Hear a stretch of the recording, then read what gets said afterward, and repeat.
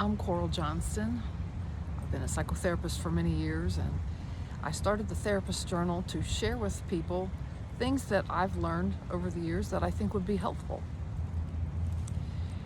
I think first of all, people question when should they see a therapist, a counselor, a psychologist, a psychiatrist, a life coach.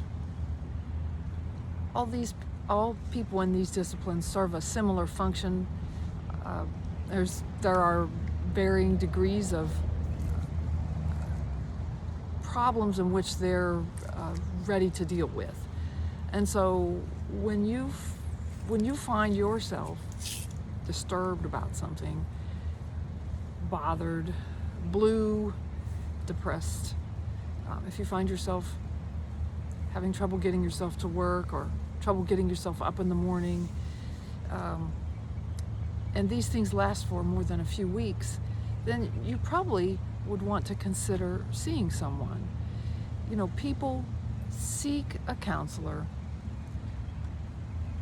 like after a life tragedy of some sort, a death in the family that's really got them torn up, a divorce, a life circumstance that is not in the usual course of events.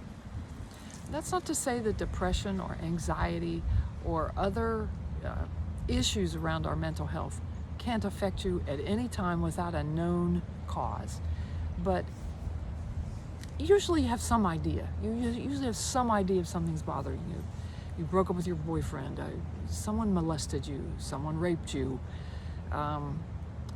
There's so many things that get us off track, get us sideways in our life. But usually you can tell because you're angry with your friends, or you're grumpy, you're crying, you're withdrawn, you're just not happy in your usual way.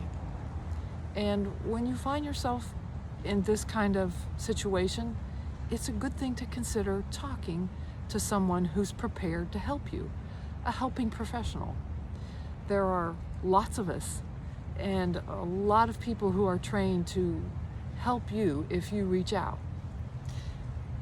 Sometimes your feelings can be serious enough that you think of hurting yourself. You become suicidal. You think about that more than once. You know, if you find yourself thinking about that a couple of times a day for a few days, it's important to talk with someone. There's a national suicide hotline that can connect you with the right people, and your emergency room in any community will certainly be the place to seek help. Finding someone to work with is a little bit of an art. The most important thing in finding a therapist that you're going to work with and be successful is you've got to like them, and they've got to like you. It's a personal relationship. You can call it that it's a professional relationship all you want, and that is what it is. It's a very professional relationship with very professional standards to regulate it. But at the same time, you've got to like that person and trust them. You've got to respect them, and the same comes the other way. They've got to respect you, trust you, and like you. The whole business of rapport, you've got to have rapport with each other.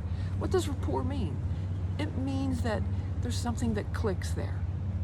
Something where you as the client feel that you can trust this person, that they can actually help you and understand you. And as the therapist has to feel that this is someone they can work with, whose situation is one they can respect. At any time, if you feel that your therapist does not respect what you're going through, you should leave. You should tell them that you feel disrespected, not understood, and tell them that you'd like to end things. You know, they may be quite willing to discuss that, and that might be a real growing point. Just because there's a conflict in therapy doesn't mean that it's not going to work.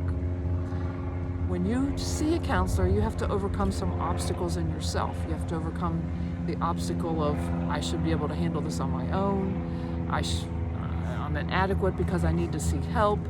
All those are things everybody stumbles over, and they are the obstacles that can hold you up from getting yourself taken care of when you really need to. So think about it as a as a moment of boldness and a moment of taking a risk to reach out to someone, because it's pretty much guaranteed that if you stay turning inward when you're upset with yourself or someone else and you don't talk to someone about it, things might not get better, they might get a little bit worse. So it's really good for you to reach out and find someone that can be of help.